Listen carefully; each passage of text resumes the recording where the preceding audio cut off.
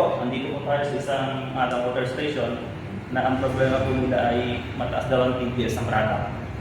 Sukatin po natin, check po natin.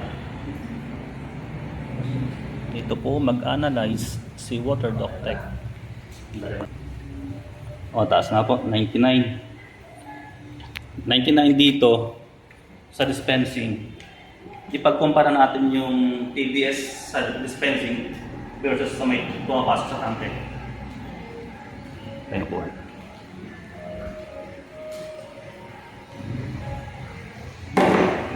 Ipagkumpara pa rin. Okay.